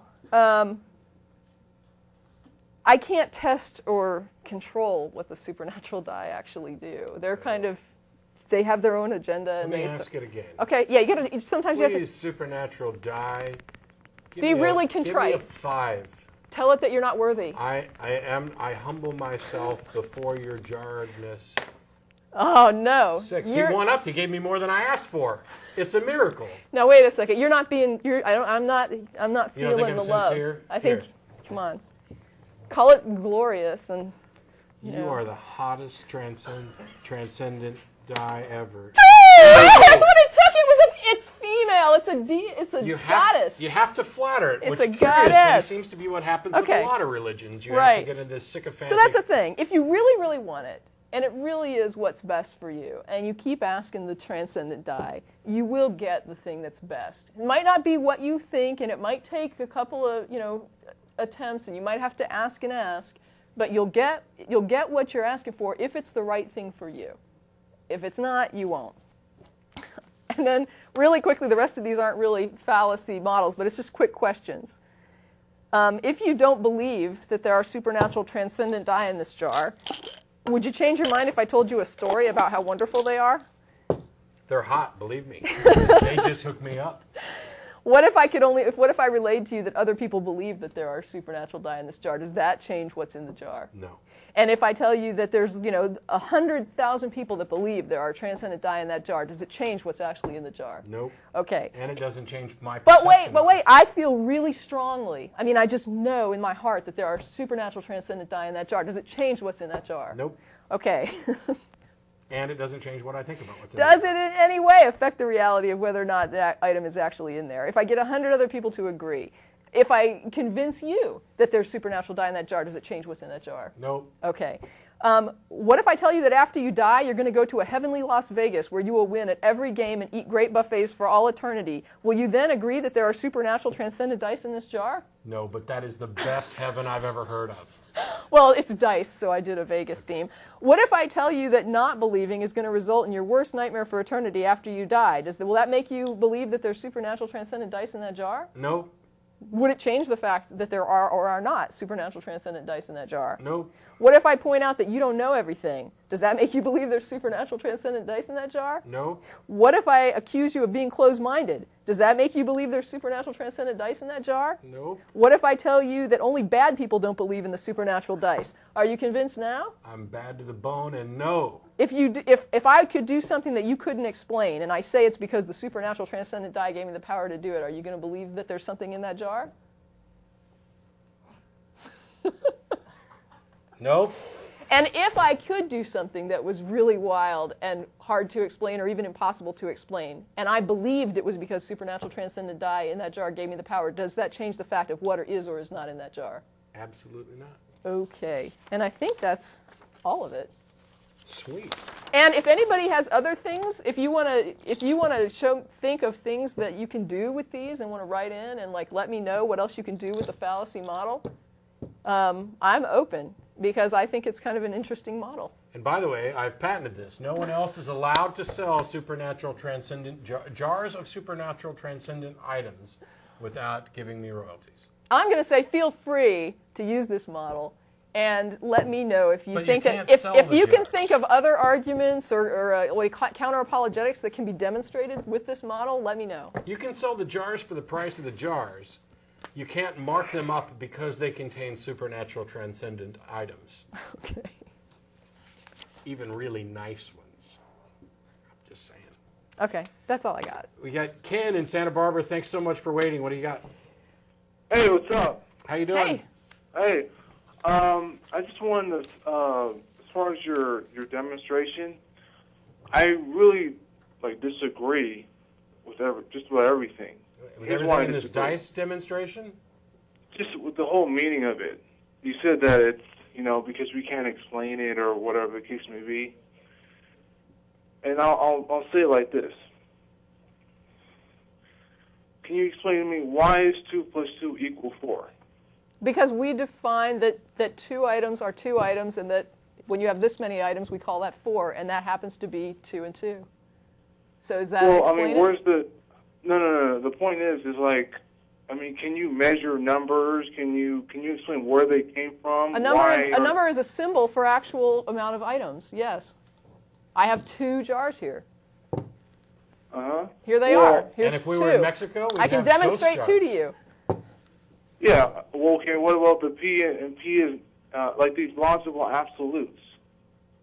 What does any of that have to do with the model where you Right, just why said you is the disagree model with it? flawed? What's the flaw in the model? No. I meant as far as the philosophy of it, not the actual. What's wrong with the demonstration. philosophy that's demonstrated by the model?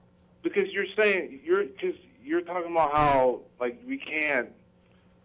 I'm talking we about don't know. existent items. Existent items is what this model demonstrates. Now, I'm not talking about symbols or mental concepts. I'm talking about an existent item. But wasn't your point was to show that that's God or something like that? That's how. Right. What I'm saying is that if you're trying to say that God is a mental concept like the number 2, I'm fine with that. I believe, in fact, that God does exist as a mental concept. I don't believe he exists in the same way that these dice exist. And I think that if somebody's going to tell me that God exists in an objective reality outside their head, then they need to be able to demonstrate that, or else they're castrating the word exist. Yeah, but that's the thing. Do you believe in the existence of numbers and... Numbers are mental mathematical concepts proof? that align with quantities that can be demonstrated. These logical absolutes, do you believe that they even exist? Then? They are demonstrable, yes. The logical absolutes don't exist as entities. They are simply truths. But they're also demonstrable truths. Just like, This jar is a jar. It's not a dog. yeah, it is a jar, and it is one jar. So both the quantity and the essence of what the item is Yeah, are and it's true, not a jar. whether or not anybody's around to notice it or not. Yeah, but these logical absolutes exist outside of our mind, or we can think of them and all this stuff. They don't exist as a thing. That's what. Yeah, I'm they're not saying. part. They're not part of objective reality like an existent dice. If you're saying that you have something that exists and it doesn't manifest, and you're trying to tell me that it is an item like other items exist, then I simply can't accept that. If you have nothing I can measure, I don't know what you're saying existence means. What does existence mean to you? Well, the same thing with, like I said, the logical absolutes. They still exist, but we cannot. We can't measure them or anything like that. It's still there. It doesn't mean it doesn't exist. They are not objective items. What I'm saying is, how do you define existence? How do I define God? How do you define existence? Existence? Yeah, how do you tell what exists from what doesn't exist? Can you do that? Well... Can you? Are you able to tell if something exists or if it doesn't? Or do you walk around in life thinking that you don't know what is and isn't real? Well, as far as logic goes, I just understand. It's like 2 plus 2 equal 4. I understand that exists, but I can't see it. I can't make a scientific experiment. Can you tell if there is a chair in a room? Yeah, the physical sense. We're talking about the abstract. No, I'm not. I'm talking about not. God. People say God exists as an objective being, a existent thing, not a mental. No, that's not true. That's not true. It is true. I've talked to people who said it. They call all the Really? time. Yes. Okay, maybe. Okay. So what is God to you? Well, he's not physical. He's an absolute disembodied mind. What is a disembodied mind? What is a disembodied? How do you measure okay. a disembodied mind? Well, we can't measure our own mind. Yes, so- it happens. Your mind is a function of your brain. Exactly. So without a brain, how do you Take away measure? the brain, and that's what he is. He's the mind. Without a Just the brain, mind. but a mind is a product of a brain. So where is the brain that's producing this mind? It doesn't have to. It's the first cause. Have you ever seen a mind without a brain? Well, no, Okay, then why are you saying that there is such a thing? because there has to be logically a first cause. And when you go back to the very beginning, Why does there have to be a first cause? because the same reason why 2 plus 2 equals 4. It's just the way it is. There has to be logically a first cause. I don't understand what you're saying and why. Well, okay, you guys understand logic, right? You accept the logical absolutes. You accept that 2 plus 2 equals 4, and that's just the way it is. The difference here is that I actually know what the logical absolutes are, and 2 plus 2 equals 4 has It's nothing not to one do of with them. it. I also Well- happen to understand the first cause arguments and know that it's not something that is just the way it is. What do you mean? Yes. What do you mean by first cause? Well, it's very simple. Well, it's something that's like okay. Let me further explain and define what You it have is. 1 minute because we're running out of time and I got other callers. Go for it. Great. All right. He is like the logical absolutes, but he's not the same. It's used synonymously, but he's not actually the logical absolute. They're a part of his nature, and it's just in his mind. So What the hell does that have to do with abstract- first cause? Now you're talking about something different. Now you're talking about God. No, and I'm logical describing him. I'm just describing him. You can't That's even all it measure is. him. How do you How describe do him? you know? How can you describe something We without talked about telling us that. how you know it's there? If it has no attributes, how do you know what it is? The same reason I know logical absolutes exist. God is the first cause, guys. But you can demonstrate a logical absolute. This jar is not a dog. You're just using buzzwords right now. You've used the buzzword first cause, and when asked what it is, you say God is logical absolutes are part of his nature. You're just tossing around buzzwords that make no sense. You haven't formed anything that represents any kind of argument. It's an assertion with some buzzwords followed by a description, and then when questioned as to how you know about it, you just go back to the same old stuff. Pick Okay. I pick think I know any something. one thing, define what the hell it is you're talking about, and maybe we can talk about it. Okay, what I'm talking about. Okay, we'll just. Oh, great. I'll just do it real fast. You go back to the very beginning, the singularity, it presupposes a creator. And how do we know that? No, it doesn't. Yes, it does. Well, let me explain why. Okay, no, it doesn't. You want to keep doing that for the next 5 minutes? You're saying that the singularity presupposes a creator. And what we're saying is We don't know enough about the singularity to make any kind of statement even remotely Oh, that's like not that. true. We do have enough information. No, it's about not. it. Can I explain you the evidence then? Yes, please. The space-time and you can get a theorem, fucking general- Nobel Prize for it. That's right. The space-time theorem, general relativity, specifically says that all time, matter, and space happened at the Big Bang, and before it was nothing. So obviously Does it that's say there was something. nothing before it? It does not say there was nothing before that. There's no time. There's no time, matter, or space. Oh, that's different than before it. nothing. I never said absolutely nothing. I never Oh, so said there's that. There's a difference between nothing and absolutely There's nothing, nothing. and see, this is a jar full of nothing. And this is a jar full of absolutely nothing, and you're done. Robert in North Carolina, how you doing? Hi there. Yeah, I haven't always lived in North Carolina in this wonderful Bible Belt. We're state. running out of time. You got to hurry, bud. Oh, that's terrible We're because I actually sorry. had a lot to talk about. But Email. I can keep you on until after the show if you want, but Yeah. that would be fine. I don't. That's perfectly come back fine. and I just maybe want to take get it your off? knowledge. That's all. if that's the case, if you want to wait, we're off in like 2 minutes, and I'll come back to you. Let me take this other Yeah, call. can you real Go quick. hold? ahead. Let someone else more important than me go. No, that's They're not more not- important. I want to they're make sure not you more get an answer. important. Oh no, that wasn't sarcastic. I'm being serious. Go ahead. Okay, cool. Hang on. We got Cameron in Canassus? Kansas. Yeah, somebody It's mistyped. Canassus. What's up? Hi, good to talk to you guys. I was going to talk about morality. Yeah, because I can do that in 30 seconds. Yeah. Oh. I've been kind of hanging on for a while. Maybe I I'll call know, back next it's not time. your But fault. anyways, let me just ask you, if you don't mind, before we kind of get into this real quick, what is your starting point of reality, or what is both of yours ultimate reality? I would say that I have to accept. I accept that I exist, and then from But what are you? I am whatever my perception allows me to understand. What are you made of? Do you believe in matter? What is that? When you ask if I believe, I got to clarify that. I have to accept it because it's all I have. So in other words, I could be a brain in a jar dreaming all of this, but since I can't get at that reality, I have to deal with this reality, whether it's real or not. So I start from that point and say, okay, perception has to rule, and it has to be in with everybody else. I've got to be able to measure. I've got to be able to verify. I've got to be able to get other people on board with what I'm saying. Otherwise, And I got to stop. sorry. Because we're completely out of time. There's a list of the credits of the crew. They can show the booth in there. We'll be back again next week. Well, I may not be back. I don't think I'm back next week. I don't know. I'm not back Anyway, next the week. video will be back up on Google Video. You can join us at Thread Guilds after the show's over. If you're on the line, hang on, and we'll talk to you when we're done. We'll see you then. Thanks.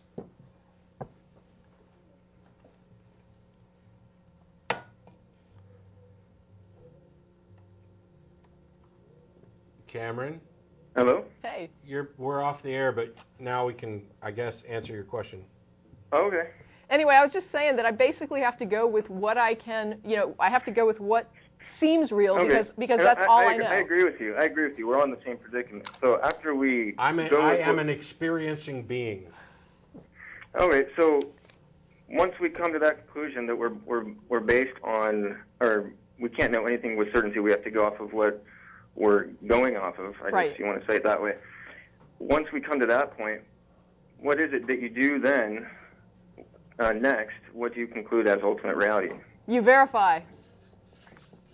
What have you verified as your ultimate reality in your own personal worldview? Well, for example, I've burned myself before, and I've pretty much verified that I don't want that experience to occur very often in my life. Is that a good example? Well, I guess let me ask it this way, and I'll phrase it a different way. What is the most basic component of the universe? In other words, what is kind of the nuts and bolts? If we want to say what is the most basic component of the universe and assume that that's the ultimate reality, what would you say it is? Okay, well, first of all, let me say that I am consummately unqualified to discuss that, but as far as I know, it would be something at a subatomic level. Okay. So That's- maybe that's like the- atoms or subatomic particles or something? Subatomic particles is currently the highest degree of resolution to which we can address that issue. Right, okay. Once upon a time, we couldn't even go that far. Right. You work at whatever level you're capable of. I don't. If that's what you mean by the ultimate nature of the universe, then I don't have an answer. All I can tell you is that if we're talking about along that pathway of, humans to cells to molecules to atoms to subatomic particles, if that's what you're talking about with ultimate universe, then or ultimate reality of the universe, then I can only go as far as I can go, and I don't know if it's the ultimate or what the ultimate is, and it doesn't matter to me what the ultimate is. Okay, yeah, I was just curious. Yeah. I'm not trying to corner you here with this, but no, I just want to make sure we're clear. And then, okay, so let's just, since we can't really know for certain what this ultimate thing is, just for shorthand, we could just call it maybe marbles or maybe just atoms, just for clarity. So I'll call it strings. Strings, okay, great. So do you believe that strings have always existed, or that they're finite, or? Don't know anything about them. Yeah, me either. I just said it's beyond the resolution at which I can assess. And would you describe these strings as being like physical or abstract, or how would you define them? I don't know. They're beyond. Okay. They're beyond what I can assess. Okay. I would think, just because I'm extrapolating, that they would qualify as physical, or our understanding of what is physical would be modified in order to include them. It would broaden. Okay. Now, are there like minds with these strings? Do these strings intrinsically have minds? Not that anybody's aware of. I have no idea, because I can't tell you what the characteristics of these strings are. I would say, though, that if they had minds, it would be an example of a mind in a situation where that is completely separate from any other situation. It would be a different kind of mind, Yeah. because every mind we're aware of functions from a brain. So it would have to be some other type of mind. And likewise, like in the same way that I'd say, if they're either physical or we change our definition of physical to accommodate them, if they have minds, then either they are then we may have changed our definition of what minds are to accommodate them. Right. Okay. So where are we going? Because I got other people on hold and dinner waiting. Well, I was going to talk about morality, and I kind of wanted to. Which is why you guys have been kind of on the topic of the laws of logic. So would you mind if I just ask you some questions about the laws of logic? You get 3 questions, and then I got to go on because we got people on hold still. Okay. What is it within these strings that says that we ought not contradict? You just said you don't know how to assess them. What is it within the strings that says that we ought not contradict? Right. What the logical absolutes say is whatever is, nothing can both be and not be, and everything either is or isn't. It doesn't matter what the strings are, they still conform to those. It's not it's not something in the string that says, "Oh, these are the laws." These are the laws that everything conforms to. They are the only thing the logical absolutes tell us. They don't tell us anything specific about any entity. What they do is they set up a definition of this is a true dichotomy. That's it. Whatever the string turns out to be, that's what it is. And it's not a string. That's the only thing we know from the absolutes. They're not like some function of a string. Okay. Can we decide not to listen to the strings then and contradict? It depends on what you mean by contradict. You cannot both be and not be whatever you are. I mean, think about that for a second. Whatever goes in the first, it's like saying X does not equal X. Yes, it does, always, and twice on Sunday. Yes, you can make statements that are contradictory. For example, the liar's paradox that I talked about earlier.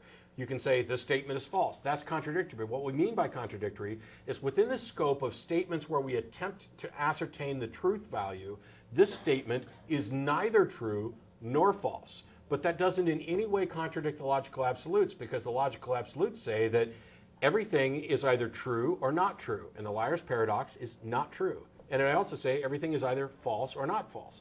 And the liar's paradox is not false. The logical absolutes don't say everything is either true or false. That is a subcategorization of specific qualities that we apply to a subcategory of statements for which truth can be assessed. Okay, so it's just tautologies. We shouldn't contradict just because we don't contradict. Because we don't contradict. Well, according to the logical absolutes, you can't contradict. But according to, like, if you're talking about, like, issuing a contradiction, I can contradict myself, but I can't physically not be me. Yeah, you're meshing colloquial and specific with the abstract. And all this says is that it can't both be what it is and what it's not. That is impossible to contradict. You couldn't even think of something that is both what it is and what it's not, because as soon as it is what it is, what it's not is excluded. I mean, it's in the definition. It's the only reason we have math. Okay. That's why all three laws of logic are distinguishable but inseparable. Yeah. They all piggyback off of each other. Last question. But I just don't see anything within the strings that would require us not to contradict, or that would have any. I mean, how would a string have any basis whatsoever? I just said a little while ago. To organize itself in any fashion to say that we ought not contradict. Okay. How does it come up with a prescription? First of all, these aren't proscriptions; they're descriptions. No, that's not true, because a description would be more along the lines. Now, I grant even a prescription is descriptive because you have to describe what's being prescribed. But there's also a prescription because there's a degree of oughtness. It ought to not contradict, otherwise you can't think. You can't have logic. No, there is nothing that says that they ought not to. They simply can't. No, they ought not if you want to be able to think and have logic. No, hang on, there's background stuff going on as well. I already said at the beginning that I can't say anything about the characteristics of the strings, but what in specifics. However, your assertion that your statement that you can't find anything within these strings that say that these are the way the logical absolutes ought to be. I already conceded. They're not in the strings. They're not a function of the string, whatever the ultimate. Well, I would agree. Within my worldview, I would agree with that. It's not a function of that. So saying that you can't find it in there is as meaningless as me saying I can't find dice in her jar if I already don't think there's dice in the jar. So all you're left with then is a description. But I'm saying that the essence of the law itself is not a mere description. You can describe the prescription, but there's also a prescription that is saying that we ought not contradict. That is, if we want to be logical. Wait a minute. You just admitted that there's nothing within them that says that we ought to do that. Logic and the logical absolutes are somehow the same, and it's not. If I understand you right, it sounds like what you're saying is that because the logical absolutes are there, then when we make, for example, a logical argument, it ought not to be contradictory. Is that what you're saying? I'm sorry, say that again. Because there are logical absolutes that are non-contradictory, it sounds like what you're saying is that when someone makes a logical argument, that it ought to be non-contradictory. Is that what you're saying? I don't think that's what he was saying. I don't think entirely. I'm not really. I think what you're kind of talking about is more along the lines of the first and third. I mean, would be more along the lines of law of identity and excluded middle. I'm kind of just talking about the law of non-contradiction just by itself right now. Just that there's nothing within the strings that would prescribe that we ought not contradict. Because it's not prescriptive. It is simply a truth statement. Okay, so it's just true because it's true. It's true. Yep. Okay. Well, I mean, I would just say that, well, I do happen to be a theist, and I would say that theism is true because it's true as well. Okay. But, hey, I had a pleasure talking to you guys. Can I call in another time? Sure, because I'd really like to. The difference is, every example anybody gives conforms to the logical absolutes, and no example that anybody could give I mean, this is definitional. This is x equals x and x does not equal not x. When you say theism is true because it's true, that's just a bold assertion with no supporting observation or evidence at all. No, because what's the observation or evidence? No, I'm not trying to compare my statement of theism is true because it's true. I guess you're right. Yeah, I'm not trying to compare it because what we're dealing with here is a priori, and so I'm not trying to say that God is not a priori. So yeah, I grant you that. Okay. Well, yeah, you're welcome. You're welcome to either email tv@atheist-community.org or call in another time when we're on. And I don't know. Tell them you called and talked before, and I told you to call back, and maybe we can try and get you in earlier in the show. All right. Thank you, guys. Take care. Thanks, Cameron. Robert, you patient guy. I am so patient. You are. 47 minutes. It's I'm going to good. talk to you, and then I'm going to talk to George, and then I'm going to dinner. You enjoy that dinner. I actually just ate dinner while waiting. So, but that doesn't have anything to do with anything. But what I was getting at is I haven't always lived in the Bible Belt. I actually grew up in a liberal part of Florida, and so when I moved here a couple of years ago, I noticed some very different changes in the way that people acted and beliefs and stuff, because I'm atheist. And lots of the people up here had a not very open view about me being atheist. So, of course, I always got into debates, and lots of times they'd throw me things that, of course, I could recognize as just bullcrap, but We don't have a stream, do we? they looked good to them, so I really So they couldn't have a counter. Okay. And so I was wondering if you could help me with such counters. The Possibly. Iron Chariots is the best place to go. Well, I don't know that Iron Chariots. See ya. I don't know that Iron Chariots is necessarily the best place to go, but it's certainly one of the places to go where we've tried to go through some of the arguments.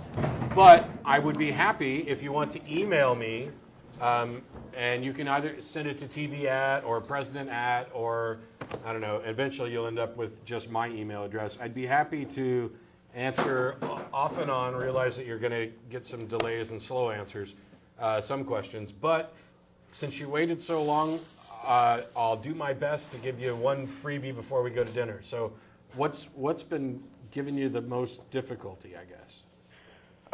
Let's look. Okay. Well, Pascal's wager is easy to debunk. I can do that by myself. But one thing that they like to throw is the whole, of course, you've seen a painting, but have you ever seen a painting without a painter? Yeah. And the obvious things that come up to me is, yes, but where did the painter come from? Where did the painter get his supplies? All that stuff. Where did the canvas come from? All that stuff. So I was wondering if you could try and, that's all I can come up with. Actually, watchmaker argument. we talked about this earlier in today's show from the very beginning because I went to church today to listen to somebody who talked about this. That is something that's covered partially at Iron Chariots, but here's the deal. Oh, really? We know that the big problem here that they're making, the mistake that they're making, hey, I can see Jen, except they can't because it's not streaming. The big mistake that they're making is that they're assuming that their common sense inference of design and intent is accurate. They are dismissing the reason, first of all, that they can make that deduction at all. If, for example, you come across a painting, the reason you know that it was painted and had a painter is because you have, throughout your entire life, a wealth of experience of paintings that are painted by painters and no experience at all and no evidence for the idea that a painting could ever occur naturally without one. That is why. That is what they do is they put the cart before the horse and they say, you've never seen a painting without a painter, so therefore you've never seen a creation without a creator. Well, that's a bit of word gaming because they're calling something creation. It's true, you've never seen a creation without a creator, but they're calling something a creation in order to inject the word creator. What they're actually talking about is reality. And if you translate their argument, it's you've never seen a reality without an intelligent reality designer. And the response is you've never seen one with one either. Right. We don't know.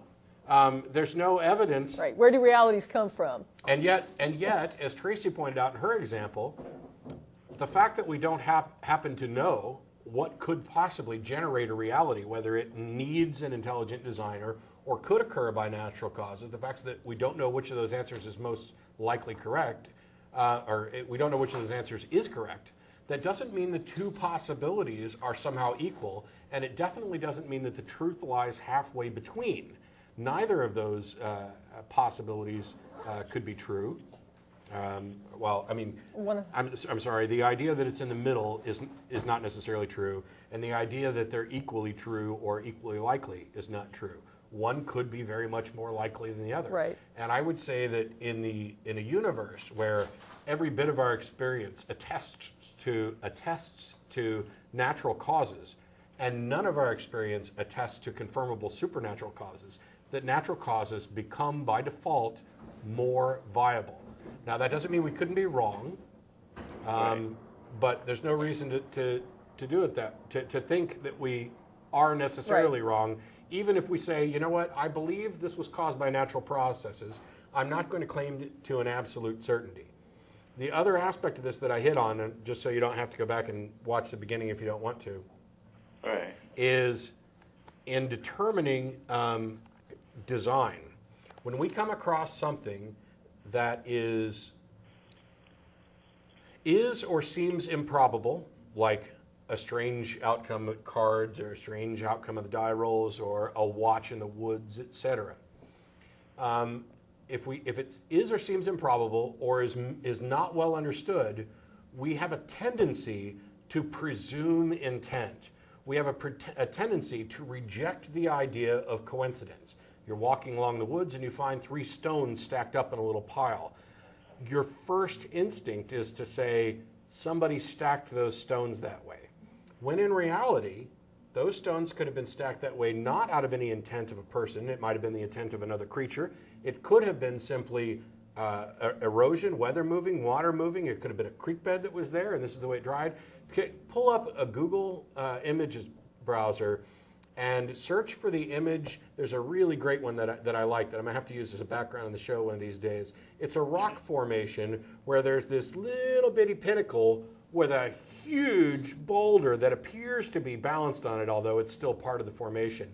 That is something that if you didn't know any better, you would think somebody designed, that an artist said, I want to make this statement that is absurd, and so here is this huge boulder on top of this little bitty, spire.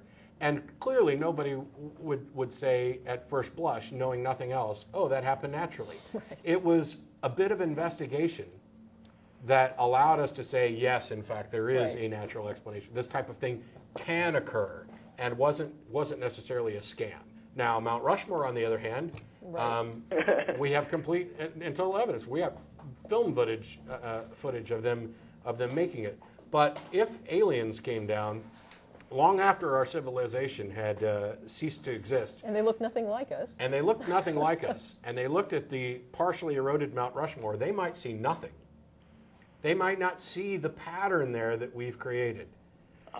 And yet, if America, let's say we go 450,000 years down the road, and nobody has been in America, and we've lost all of our history through some apocalypse or whatever, and there are humans, and the humans come and they get to Mount Rushmore and they see that, they would be justified in inferring that those were designed artistic pieces, assuming they haven't eroded to the point where they're unrecognizable. Right.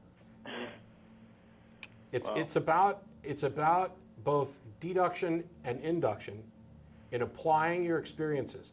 And the preacher today who kept saying, does that make sense to you? Does that make sense to you? All you need is a little common sense for this.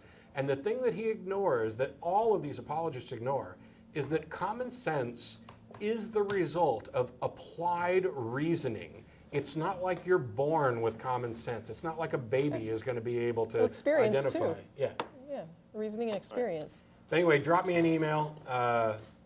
Thank you very much for putting up, waiting this long to speak with me. You waited. I just keep talking. I'll definitely email you. I'll probably call back. This is my first time watching it on the computer, so I've only been watching YouTube videos. But I'll definitely try and call in later. Well, maybe next time you'll actually get video. Thanks. Thank you. George. Hey, Matt. Hey, Tracie. Hey. This is a warning why you shouldn't have an after show run so long, because sooner or later I get on the phone. The only reason we let it run this long was so you could get on the phone. Oh, bless you. You are the last word guy. Tracie, you have a convert. I want to join the Church of the Invisible Magic Dice. There you go. You know why? Because it occurred to me since the Ustream video failed that you gave me evidence of something not seen. Nice. Thank you. However, I'm now going to punish you by saying that it was a jarring demonstration. I'll actually give you kudos for that one because I feel bad that I didn't think of it. Without bad puns, how do you know what the good jokes are? I know. And I'm just mad that I didn't think of it and use it during the show because I'm really good at bad jokes. Actually, against my better judgment, I do have a serious point. I love what Tracie said earlier about the fact that, the intelligent design people are playing a little bit of a dishonest game. Shock.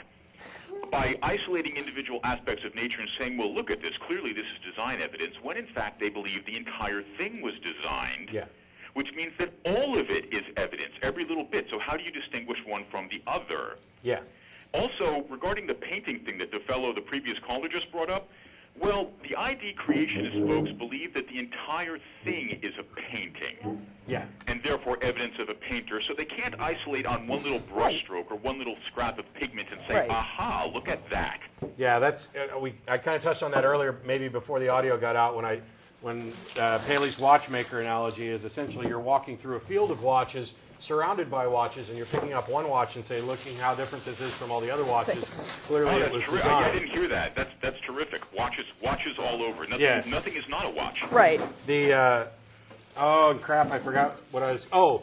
one aspect that I didn't get to bring up, the preacher mentioned this morning, that bats have radar and dolphins have sonar, and this is creation screaming out the evidence of a creator. And I'm like, so do the animals without sonar and radar scream out for a creator, or do they scream out for a non-creator? Because, you can't have it both ways, and yet they seem to want to have it that way all the time. Well, that's what you were showing with the twos. Exactly. Yep. I don't want to starve you folks out, so I just want to say one more thing, and this is also to the previous caller.